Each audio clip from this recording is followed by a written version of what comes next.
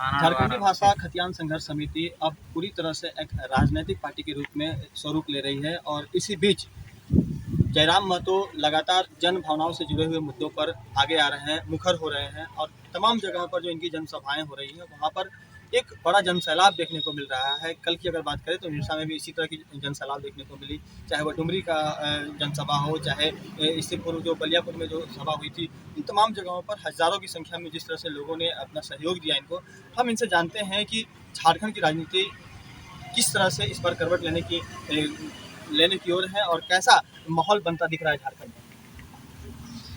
देखिए, सबसे पहली बात लोकतंत्र के चौथे स्तंभ का बहुत बहुत धन्यवाद। उनके माध्यम से और उनके प्रयास से हम लोग अपनी बातों को एक आम जनमानस तक ले जाने में सफल हुए हैं।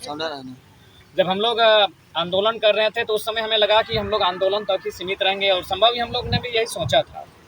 लेकिन जब मुद्दों को देखने लगे और उन मुद्दों के साथ जब हम लोग लड़ने लगे और रिजल्ट बेहतर आने लगा, तो ऐसे में लोगों ने आस लगाई कि जब आप लोग कुछ पद में नहीं है, संवैधानिक पदों पर नहीं है, उसके बाद अगर आप बेहतर रिजल्ट कर सकते हैं तो अगर आप राजनीतिक परिदृश्य में अगर ढलते हैं और वहाँ से अगर प्रयास करते हैं तो शायद और बेहतर हो सकता है।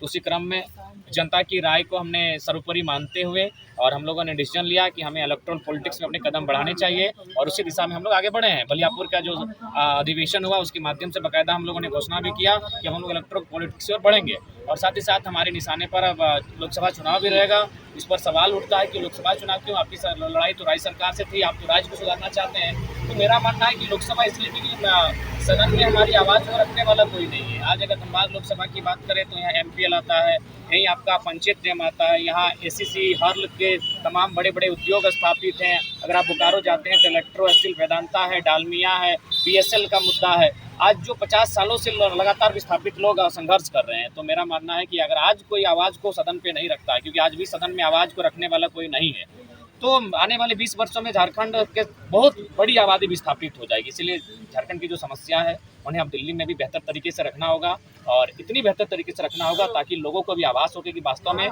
केवल और केवल झारखंड में ही लूटना चाहिए। बाकी सभी राज्य मुझे लगता है एक बेहतर नीति नियम का अनुपालन होता है, लेकिन जैसे आप झारखंड की ओर रुख करते हैं, यहाँ बेईमानी होती है, मनमानी होती है। उदाहरण के लिए अगर बात करें तो आप जो भारतमाला प्रोजेक्ट आई है, जो शायद 4 राज्यों को मिलकर सड़क का निर्माण होगा, उसमें भी देखिएगा अगर कहीं के लोग अगर आंदोलन करेंगे तो झारखंड के ही लोग करेंगे, क्योंकि इनके उचित दर नहीं मिलेगा, इनके साथ भेदभाव किया जाएगा, इनकी मैक्सिमम जमीनों को बोले ये सरकारी ज़मीनें हैं, GM लैंड, बहुत तरह के दांव पेच लगाकर इन्हें पहुँचाने का प्रयास किया जाएगा।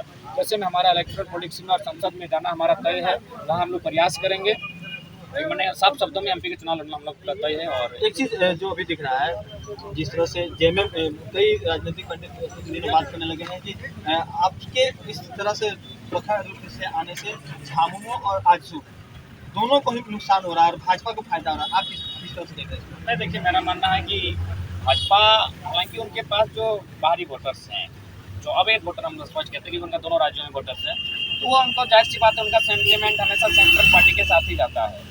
लेकिन मेरा मानना ये भी है कि जो लोग ये कहते हैं वो लोकसभा के चुनाव में आकलन कर सकते हैं। हम लोग अगर सबसे ज़्यादा नुकसान किसी करेंगे तो ये लोकसभा चुनाव इस बात की पुष्टि हो जाएगी। और हमारे जो वोटर्स हैं, जो BJP की ओर जिनका रुझान है, जो मैंने आस्था भावना में आहत हो, मैंने भावनाओं की आस्था के नाम पर BJP को मतदान करते हैं, उन्हें हम रोजी रोजगार और विस्थापन नीति, तमाम खनन नीति, उद्योग नीति के माध्यम से अपनी ओर लाने का पूरा प्रयास करेंगे। बाकायदा इसके लिए हम लोग ड्राफ्टिंग कर चुके हैं। तो मुझे पूर्ण विश्वास है हम लोग जब लोकसभा लाएंगे तो एक भाजपा के सामने भी एक बेहतर कम्पिटिटर के रूप में खड़े होंगे और इसका मुझे लगता है कि बेहतर रिजल्ट हम लोग को मिलेगा। JMM और आजसू किस तरह नुकसान? देखिए, नुकसान नहीं, हम लोग तो अपने आप को स्थापित करने आए हैं और ये जनता तय करेगी। ये नुकसान ही कोई बिजनेस तो नहीं है, पॉलिटिक्स है, इसमें नुकसान की क्या बात है। अगर आप अच्छा होते हैं तो नुकसान नहीं होता, इसीलिए इसमें नुकसान नहीं है, इसमें परिवर्तन है।